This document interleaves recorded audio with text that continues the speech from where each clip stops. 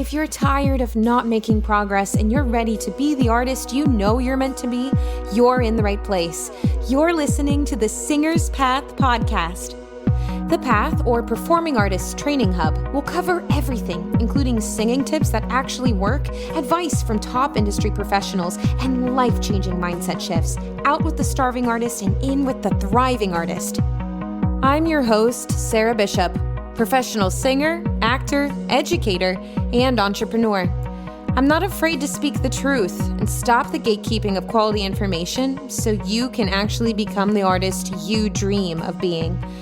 So let's get on the path, shall we? Even though we're all on our own journeys, it always helps to have a guide.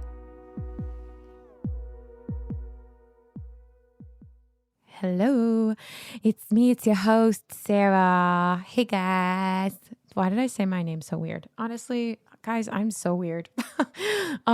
It's the morning as I'm filming this. It's still July. I'm not sure when I'm going to release this, honestly. But we have some things on the horizon that I'm excited to talk to you guys about today.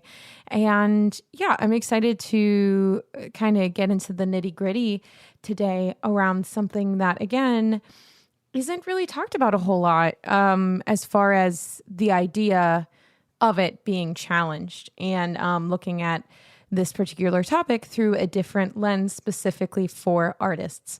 And that topic is money.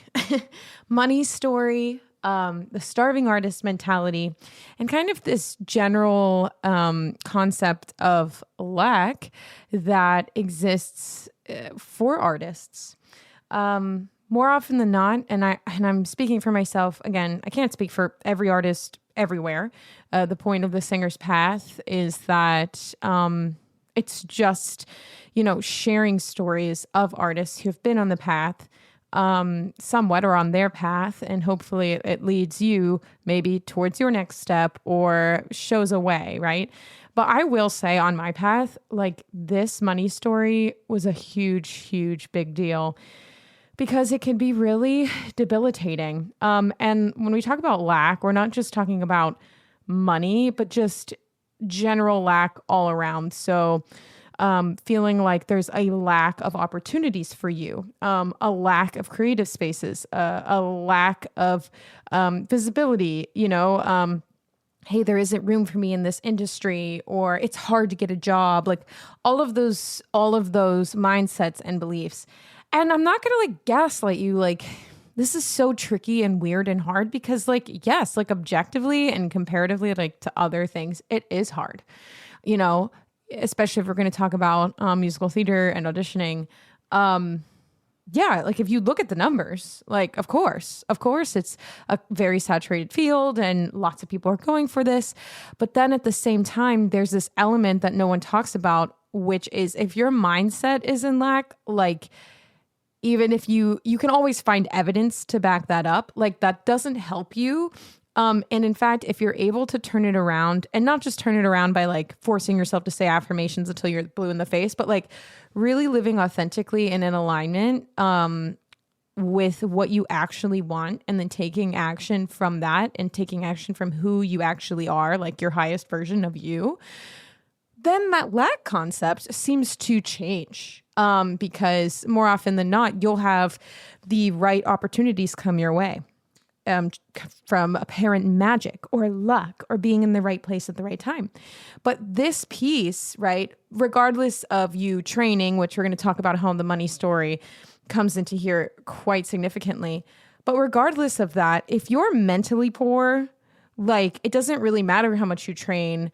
You're kind of going to be pushing away energetically these opportunities that you want. So we're going to kind of talk about how we can change our money story as artists. I'm going to kind of continue to tease you guys around something that I'm so excited to develop this.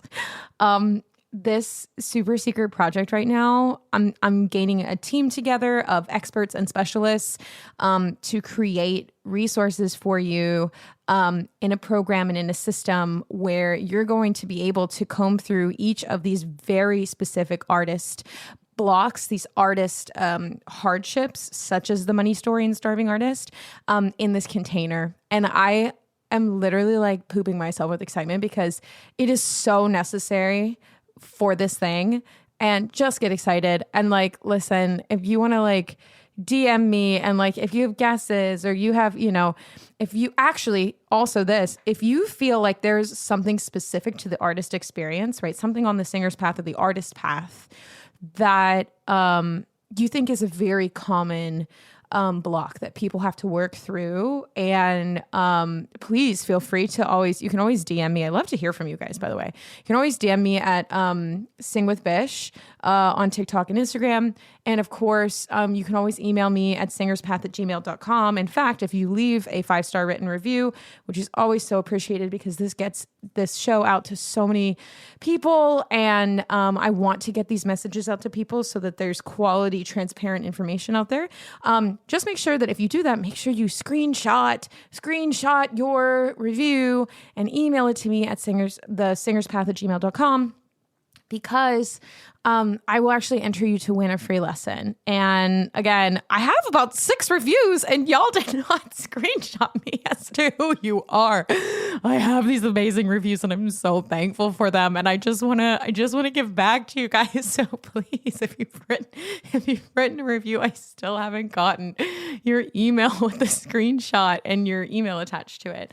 I also want to say I received a really lovely email, not about reviews, from a listener who I just really respected and I'm so grateful for. If you're listening, thank you so much for reaching out. It was in particular about the very vulnerable episode where I talk about like dreams shifting and changing and like basically energetically withdrawing, my wants and desires away from the trajectory of like auditioning and getting a role, like that whole traditional way of being, like basically withdrawing that way of doing things and reclaiming my power and then kind of choosing to prioritize other things in my life and like how scary and how much grief there is in that.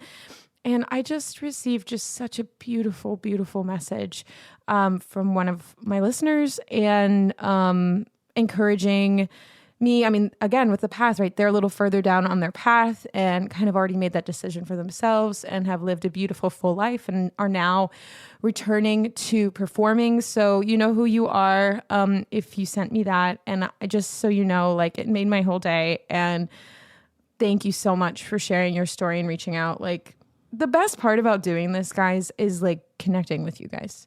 Because the point is to make things that are helpful and, where we can find a sense of community and we can lean on each other and share things. And yeah, you're just so appreciated anytime you share a story, anytime you really relate to one of my stories. Yeah, it makes me feel good and it reminds me of why I'm doing this in the first place. Okay, let's get back on track here.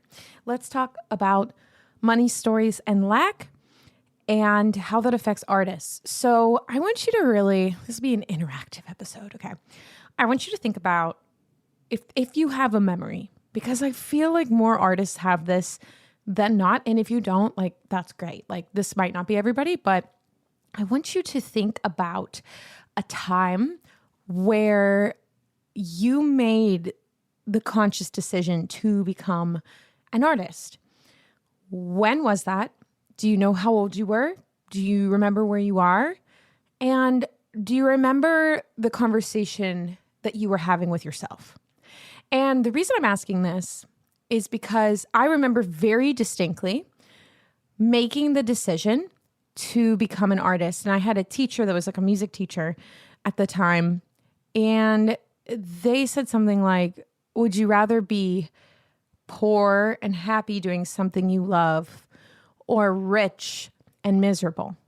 And this was the first time where I started developing this like really polarizing view of what money was and the charge behind it. And that, to make money inherently would mean that I would be miserable because it would just mean that I actually had a job that I didn't like. So I actually started to develop this story of if I am an artist, it's not possible for me to have money. And also subscribing, it's almost like Like I was like, I elect to be a starving artist. It's almost this like martyrdom that artists can do of like, I would rather do this and I starve for my art and I make sacrifices for my art. Like that you're just self-proclaiming that your life is inherently like you are already deciding in that moment that your life is going to be financially hard. Like you've already decided before you've even begun. And instead of being like, let's see what my art can bring me, because it's totally possible. And this is the whole point. It's totally possible to be abundant AF in your life and get paid for your art and even get paid well or get paid well for the other skills that you have from developing your art and then fund your own art, right? Like somewhere along the way, a lot of us, and I'm just curious if you're asking yourself, was there a moment where you decided that this was the narrative? I am electing to become a starving artist. I am electing to and consenting to my life being really hard because of something I love. Like, in order to do something I love, it's going to be hard. And let's be clear, like, life is hard. Like, I'm not saying that, like, oh, the other option was to choose an easy life. Really, if we were to choose the thing we didn't love to do, we would just have a different set of problems. Like, I don't want to like overlook that. Like, it's not, and I'm also not saying like becoming an artist is easy, but there's no like natural law that says all artists have to be poor and be starving and not be able to have their needs met.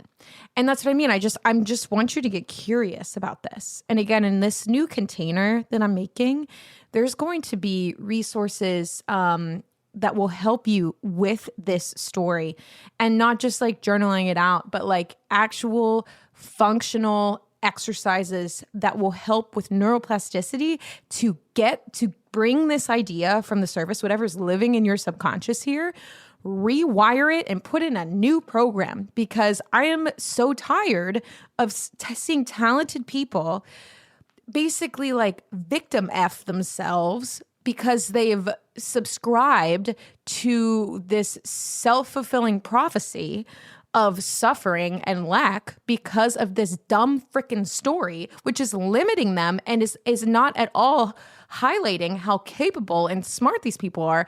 And also how incorrect it is to label money as something that's either good or bad. Now, another thing that I want to point out is that artists tend to be very passionate about helping others and for like civil issues. Like they really care about, you know, they're very, very liberal, like and I am too, so don't get me wrong, but there'll be something like, you know, I've heard you guys say like, eat the rich, like, and like, yes, should we be taxing the billionaires at the top? Yeah.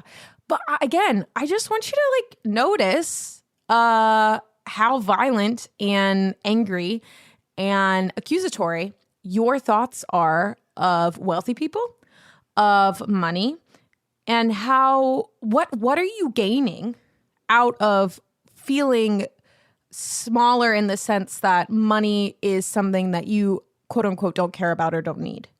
Okay, I want you to ask yourself that, like, by staying a starving artist and by continuing to think that money is bad, what is this actually doing for me? Because more often than not, it's helping us feel safe in something that's familiar. It helps us feel like better people. It helps us feel good enough.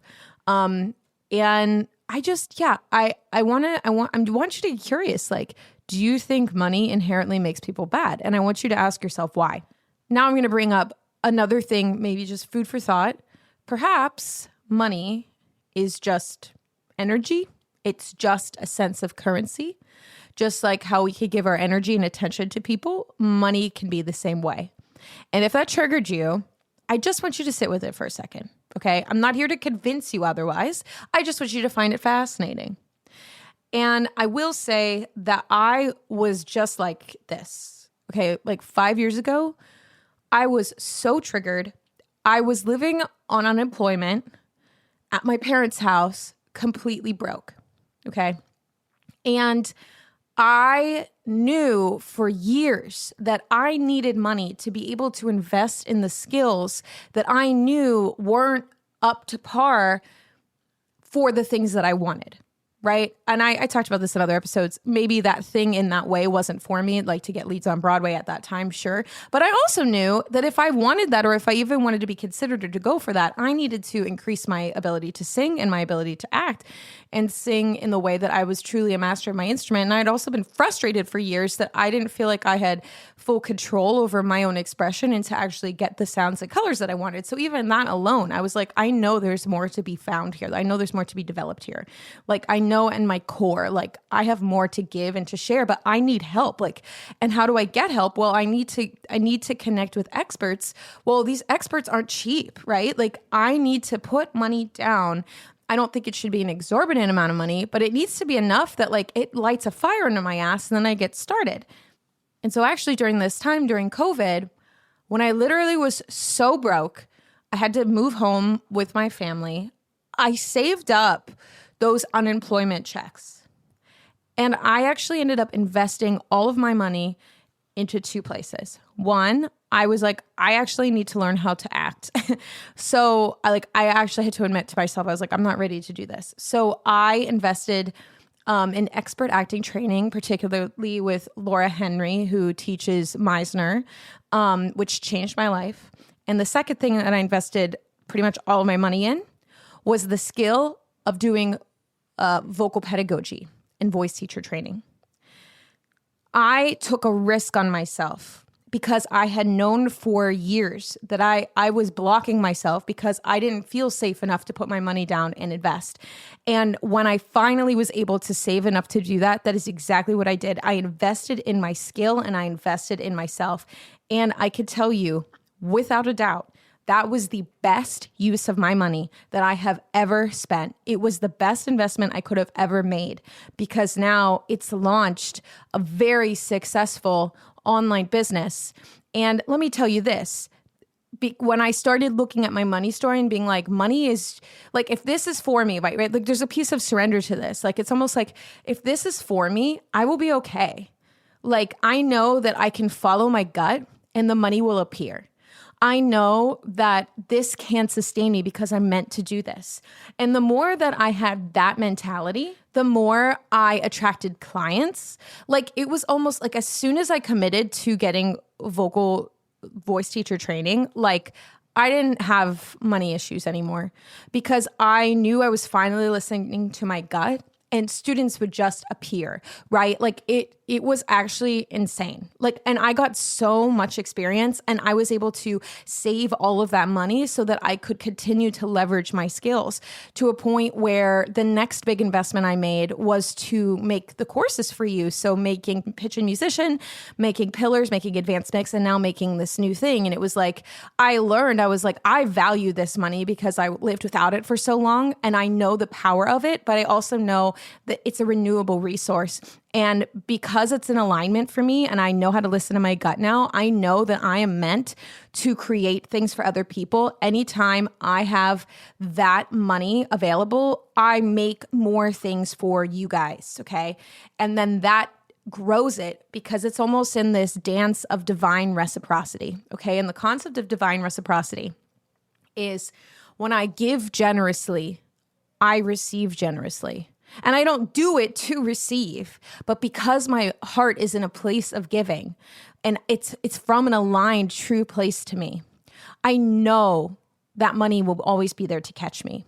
And that's a very different mindset from the lack mentality, freaking starving artist martyrdom bullshit. Okay? You can still look at this in the same way as how you serve people in your art.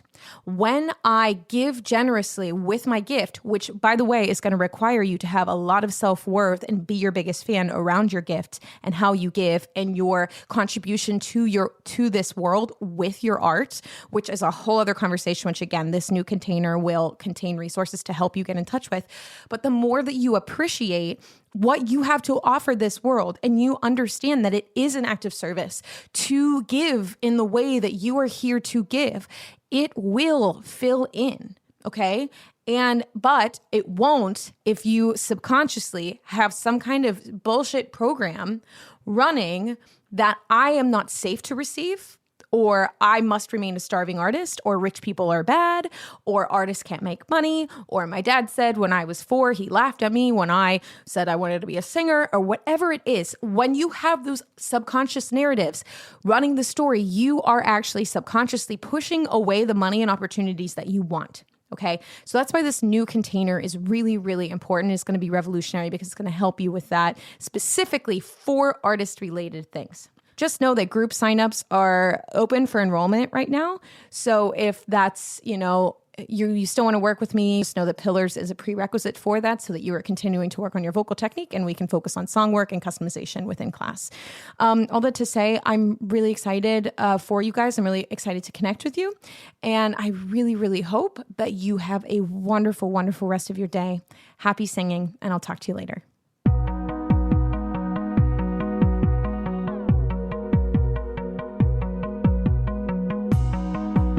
If you enjoyed this episode, please leave a 5-star written review on Apple Podcasts. This helps me get this information out to more artists all over the world.